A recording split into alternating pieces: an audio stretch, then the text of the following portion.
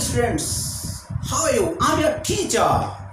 I welcome you all in your online class. Today we will start learning tenses in English. तो अंत तक बने रहिए, video के अंत तक, क्योंकि मैं आपको देने जा रहा हूँ सम अमेजिंग स्टफ। तो स्टूडेंट्स, आपने इससे पहले दो मेरी वीडियो देखी होंगी, एक है टाइप्स ऑफ टेंसेस और एक है पर्सन टेबल। ये दोनों ही बहुत जरूरी हैं टेंसेस को समझने के लिए। अगर आपने ये देखी नहीं है तो आप इनको अवश्य देख लेना, ताकि आपकी समझ में अच्छे से आ जाए। जिसने अभी तक चैनल को सब्सक्राइब नहीं किया है वो तो चैनल को सब्सक्राइब कर दें और नोटिफिकेशन प्राप्त करने के लिए बेल आइकन को दबाइए, ताकि आपको हर नई वीडियो का नोटिफिकेशन मिलता रहे। तो जैसे हम पढ़ चुके हैं कि कितने टेंसेस होते हैं, 3 टाइम, 4 एक्शन एंड 12 टेंसेस। तो आज हम टाइम है प्रेजेंट का, एक्शन है fact, habit, regular action and tense व प्रेजेंट इंडेफिनिट टेंस को पढ़ेंगे और उसको समझेंगे। तो present indefinite tense, fact, habit, regular action और यूनिवर्सल ट्रूथ जितने भी होते हैं वो सारे प्रेजेंट इंडेफिनिट टेंस में आते हैं। आप ये ता है, ती है, ते हैं छोड़ दीजिए, क्योंकि इससे बड़ा कंफ्यूजन पैदा होगा। ठीक, तो जितने भी फैक्ट हैं, हैबिट है, प्रेजेंट के फैक्ट, प्रेजेंट के हैबिट, प्रेजेंट के रेगुलर एक्शंस और जितने भी यूनिवर्सल ट्रूथ होते हैं सारे के सारे प्रेजेंट इंडेफिनिट में आते हैं। Suppose we have a sentence, Mohan always comes late. इस सेंटेंस से आपको क्या लग रहा है? इस सेंटेंस से आपको उसकी हैबिट का पता लग रहा है, प्रेजेंट की हैबिट। वो ऑलवेज लेट आता है, हमेशा ही लेट आता है, तो ये प्रेजेंट की हैबिट है, तो इसलिए प्रेजेंट इंडेफिनिट में आएगा। She drives a scooter daily, ये भी हैबिट है प्रेजेंट की। He runs a mobile shop, ये फैक्ट है, लेकिन कैसा फैक्ट? प्रेजेंट का, प्रेजेंट का फैक्ट है। She always comes late, again habit. I get up at 5 AM every day. Sun rises in the east, ये यूनिवर्सल ट्रूथ है, कभी बदलता नहीं है, हमेशा सन पूरब से ही आएगा। तो ये saरे जो यूनिवर्सल ट्रूथ होते हैं ये प्रेजेंट इंडेफिनिट में आते हैं। Milk is white, present indefinite. He lives in Mumbai, present indefinite. ये क्या है? फैक्ट है। प्रेजेंट इंडेफिनिट का जो स्ट्रक्चर है, देखो हर टेंस की अपनी अपनी वर्ब होती हैं। एक वर्ब होती है, एक हेल्पिंग वर्ब होती है, दो चीजें, इनका ध्यान रखना जरूरी है। ये सब्जेक्ट के अनुसार बदलती रहती है। अब देखिए यहां पे मैंने पर्सन टेबल बनाया, लेकिन ये पर्सन टेबल केवल मैंने प्रेजेंट इंडेफिनिट के लिए बनाई है। प्रेजेंट इंडेफिनिट की वर्ब मैंने यहां पे रखी हुई है। First person I, we, second person you, plural भी you, third person singular he, she, it और नेम, और प्लूरल में दे, दीज, दोज, ये प्लूरल में है, और नेम्स ये भी प्लूरल में आएगा। इसके हिसाब से आई के साथ क्या लगेगा? प्रेजेंट इंडेफिनिट में वर्ब या तो डू लगेगा या तो एम लगेगा। वी के साथ डू लगेगा या आर लगेगा। सेकंड पर्सन यू के साथ सिंगुलर में भी प्लूरल में भी डू या आर। थर्ड पर्सन सिंगुलर, ये परेशानी पैदा करता है और बहुत प्रॉब्लम क्रिएट करता है, इसको ध्यान से देख लीजिए। ये 5वां ब्लॉक है, केवल इसके साथ डू, डज, डू की जगह डज इसके साथ लगता है, ये यहाँ ध्यान रखना। बाकी सब जो do do do do do do लग रहा है, डज केवल इस 5वें, ही, सी, इट और name, third person singular number में। ठीक है, अब इसका स्ट्रक्चर देख लेते हैं प्रेजेंट इंडेफिनिट का। देखो बेसिक सेंटेंस स्ट्रक्चर तो सबको आता है। तो इसका स्ट्रक्चर हुआ सब्जेक्ट प्लस, साधारण वाक्यों की बात कर रहा हूं मैं, सब्जेक्ट प्लस वर्ब की फर्स्ट फॉर्म प्लस एस या ईएस और प्लस ऑब्जेक्ट। अब ये एस या ईएस आ भी सकता है, नहीं भी आ सकता है। ये एस या ईएस वर्ब के साथ कब आएगा? जब जो है सब्जेक्ट क्या हो, थर्ड पर्सन सिंगुलर नंबर होगा, प्लूरल होगा तब नहीं आएगा, ठीक है।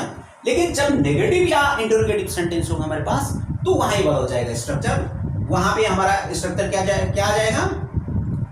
इंटरोगेटिव के लिए, इंटरोगेटिव के लिए आएगा हमारा ये हेल्पिंग वर्ब। सबसे पहले हेल्पिंग वर्ब फर्स्ट सबसे पहले आ जाएगी, फिर सब्जेक्ट आ जाएगा, ठीक है, फिर वर्ब की फर्स्ट फॉर्म आ जाएगी और फिर ऑब्जेक्ट आ जाएगा। यहां एस या यस नहीं लगेगा। और ये हेल्पिंग वर्ब क्या लगेगी? डू या डस। इसको मैं मिटा करके डू या डस कर देता हूं, ठीक है। ये सब्जेक्ट के अनुसार। नेगेटिव में क्या हो जाएगा?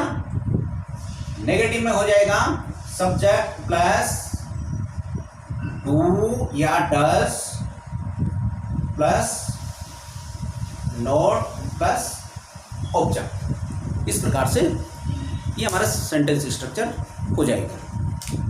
एक प्रकार के डू और डस के संदर्भ में बोल रहा हूं मैं, लेकिन जो फैक्ट होते हैं उनके संदर्भ में कुछ और हो जाएगा। जैसे हमारे पास सेंटेंस है, Mohan always comes late. Mohan, ये सिद्ध, इसमें पर्सन टेबल में देखेंगे कौन सा पर्सन है?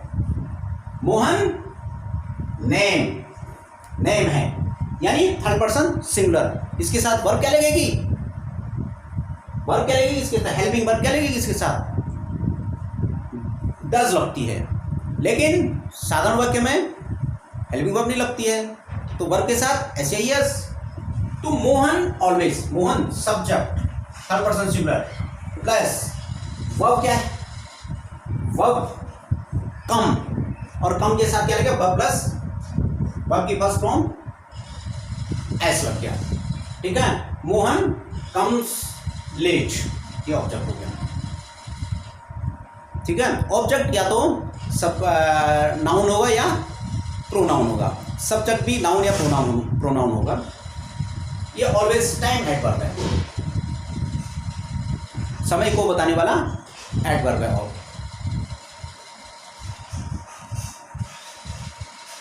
She drives a scooter daily.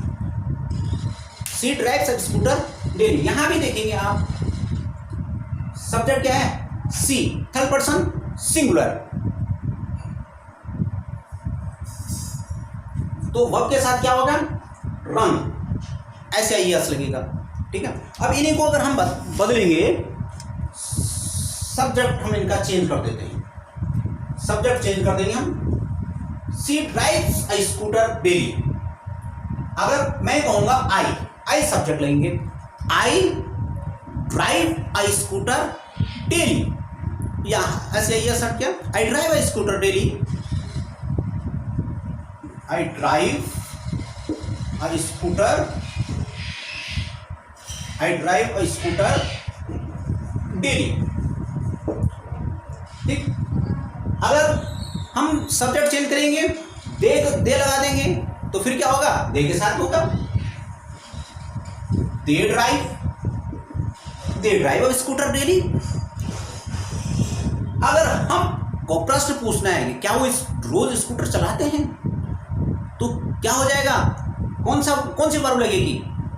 क्या हुए? दे के साथ क्या लगेगा? डू लगेगा। Do they drive a scooter daily. Do they drive scooter daily. Do they drive scooter daily? Yes, they drive scooter daily. Does he drive a scooter daily?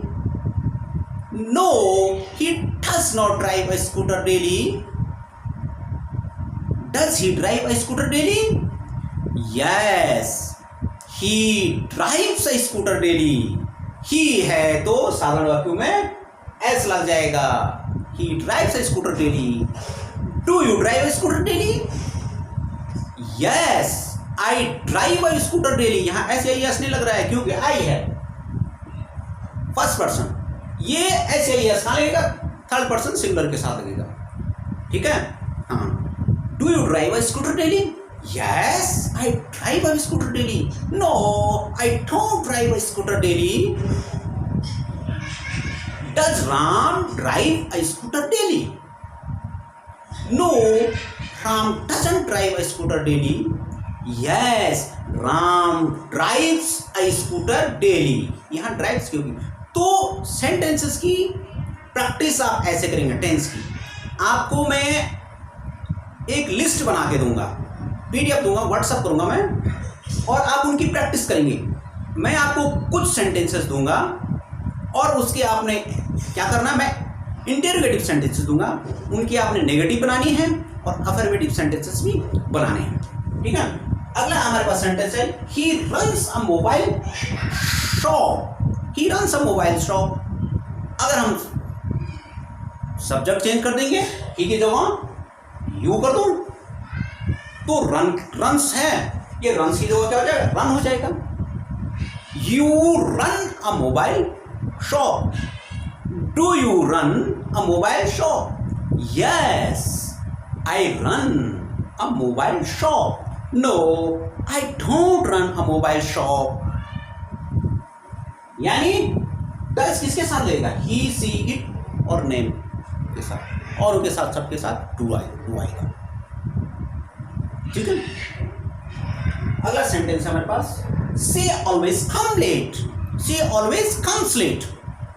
She है third person singular, इसलिए comes verb के साथ S या S लगा दिया गया है। She always comes late. और जब हम सब्जेक्ट चेंज कर दें, I always come late, you always come late, they always come late, Ram and Shyam always come late. मैंने कहा नेम्स ना, नेम्स थर्ड पर्सन प्लूरल में आ जाएगा, दो या दो से अधिक। Do they come late daily? Yes they come late daily. No they don't come late daily. तो आपको इस प्रकार से मैं कुछ सेंटेंसेस दूंगा, आपने इनके एक सेंटेंस से 3 सेंटेंस बनाने हैं। ठीक है। दूसरा मैंने बताया था कि दूसरी जो हमारे पास वर्ब आती है, एक एम, इज और आर वाली भी हैं। ठीक है। ये प्रेजेंट इंडेफिनिट में आते हैं तो ये मेन वर्ब का काम करती हैं।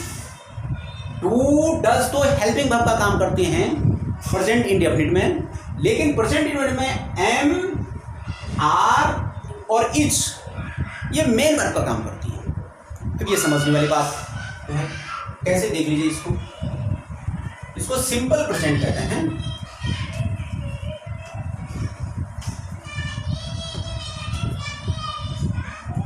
आई एम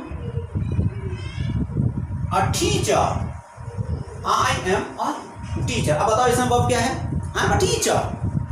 बात क्या है इसमें? बिना वर्ब का कोई सेंटेंस पूरा नहीं होता है, बिना वर्ब का कोई सेंटेंस बनता ही नहीं है, नहीं कोई क्लोज बनता है। तो इसमें वर्ब क्या है? आई भी नहीं है, ए भी नहीं है, टीचर भी नहीं है, तो वर्ब क्या है इसमें? एम। और मेन वर्ब है। जब एक्शन वर्ब आता है इसके साथ तब ये हेल्पिंग वर्ब बन जाता है, और जब ये एक्शन वर्ब नहीं बनता है तो ये मेन वर्ब, जिसको स्टेट वर्ब कहते हैं, लिंकिंग वर्ब, स्टेट वर्ब। ठीक है। आई एम अ टीचर या I am Mohan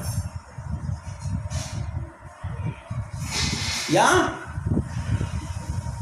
he is a doctor. They are students. They are students.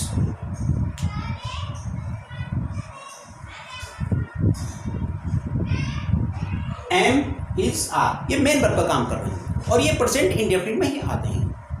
ठीक है, इनके लिए कहीं और आप इज एम आर देखेंगे आप उन्होंने कॉन्टिन्यूअस में, कॉन्टिन्यूअस में तो वर्ब प्लस आईएनजी होनी चाहिए इसके साथ, एक्शन वर्ब और वो भी आईएनजी के साथ होने चाहिए, तब कॉन्टिन्यूअस में आएगा। अब अगर आपने टेंस को ता है, ती है, ते है के रूप में रटा है, तो बताओ इनको कैसे बताएंगे आप, कौन से टेंस में रखेंगे? ये तो कहीं आ ही नहीं रहे हैं। ये देखो, ये एम, ये इज, ये आर, ये मेन वर्ब का काम कर रहे हैं यहाँ पे। ठीक है, स्टेट वर्ब, लिंकिंग वर्ब कहते हैं इनको, स्टेट वर्ब। इनका क्वेश्चन बनाना है। क्वेश्चन कैसे बनाना है देखो, ध्यान दो। एक सूत्र है यहाँ पे, आप इसको नोट कर लीजिए। एस आज, अभी आज क्या हुआ? ए फॉर ऑक्सिलरी वर्ब, जिसको हेल्पिंग वर्ब भी कहते हैं, ऑक्सिलरी वर्ब सबसे पहले आएगा, then subject, then main verb, auxiliary verb, subject, main verb. ठीक है, और उसके बाद जो आना है। ठीक है, जैसे हमारे पास सेंटेंस था,